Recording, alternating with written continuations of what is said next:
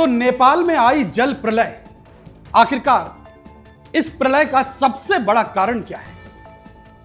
यह बाढ़ आई, बाढ़ सब कुछ बहाकर ले गई और अभी भी इसका विकराल रूप जो है वो लगातार नेपाल के 5 जिलों में देखा जा रहा है। लेकिन सवाल यह कि बाढ़ का उद्गम यानी वो जगह कौन सी है जहां से बाढ़ आई, क्यों आई, किस कारण से आई? क्या यह चीन की बहुत बड़ी साजिश है? क्या चीन ने जानते बूझते नेपाल को बाढ़ की चपेट में झोंक दिया? क्या चीन ने जानबूझकर नेपाल को मौत के मुंह में डाल दिया? यह सवाल इसलिए खड़ा हो रहा है, बहुत वाजिब कारण है, क्योंकि चीन के तमाम सारे सैटेलाइट वो नेपाल, भारत, पाकिस्तान सीमा पर लगे हुए हैं। 24 घंटे, जितनी देर में हम और आप पलक झपकते हैं, इतनी देर तक का माइन्यूट से माइन्यूट विजुअल तस्वीर वो चीन अपने पास कैप्चर करता है।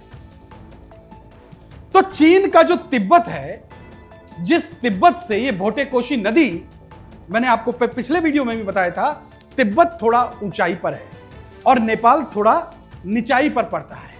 तो ऊपर की तरफ से ये जो भोटेकोशी नदी बहती हुई तिब्बत से आती है और नेपाल में दाखिल होती है, तो नेपाल का जो बॉर्डर एरिया है ये रसुवा, जिसमें ये भोटेकोशी नदी दाखिल हुई और दाखिल होकर के तमाम सारे बाजार बस्तियों को बहा के ले गई।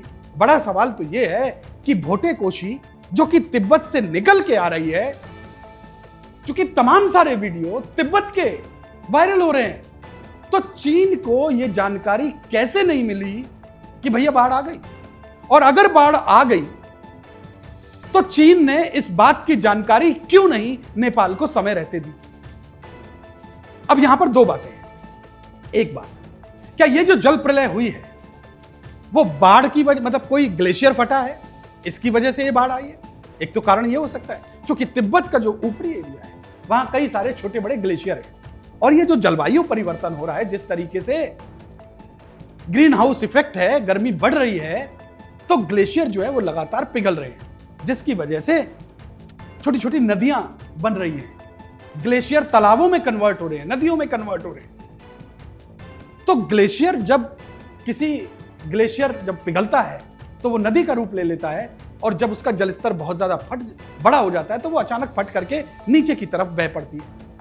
तो या तो कोई ग्लेशियर फटा, एक बात।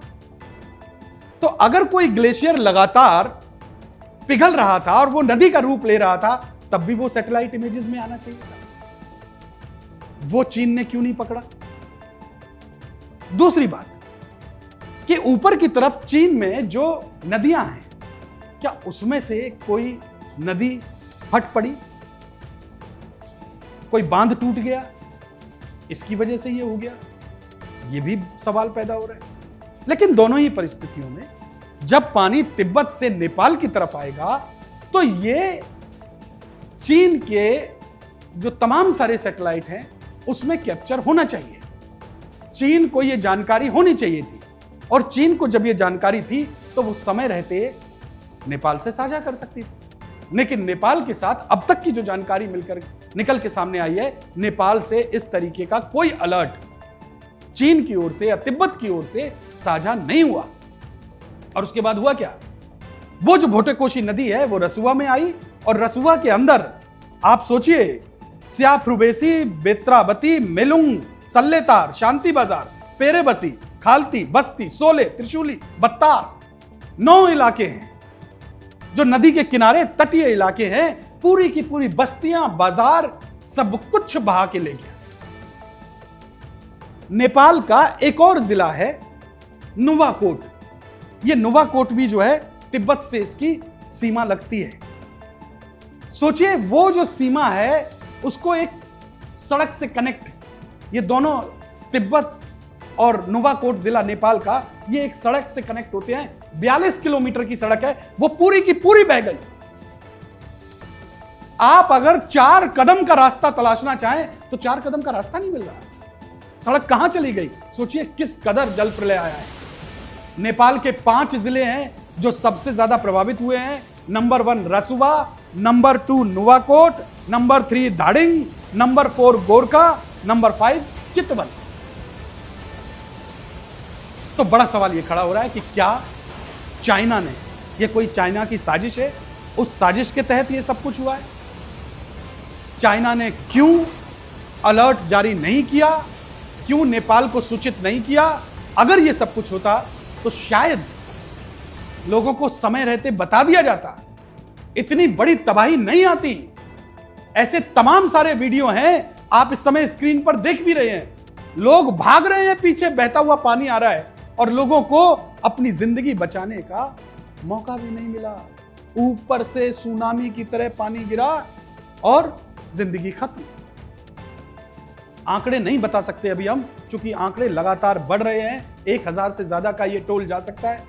कहां तक पहुंचेगा, जब सारे आंकड़े समग्र रूप से आ जाएंगे तब हम आपके साथ शेयर करेंगे। अभी किसी तरीके का पैनिक नहीं क्रिएट होना चाहिए, यह बहुत जरूरी है। लेकिन बड़ा सवाल, चाइना ने ऐसा क्यों किया? चाइना ने इंफॉर्मेशन क्यों नहीं दी? चाइना ने अलर्ट जारी क्यों नहीं किया? चाइना ने नेपाल को मौत के मुंह में क्यों धकेला? चाइना की नेपाल के लोगों से क्या दुश्मनी थी?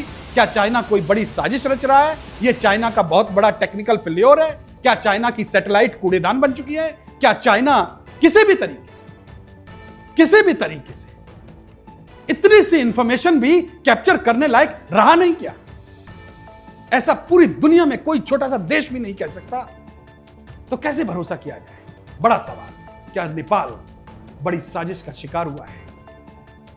देखते हैं आगे क्या अपडेट आते हैं। बहरहाल आपकी राय कमेंट बॉक्स में जाइए, दर्ज कर दीजिए।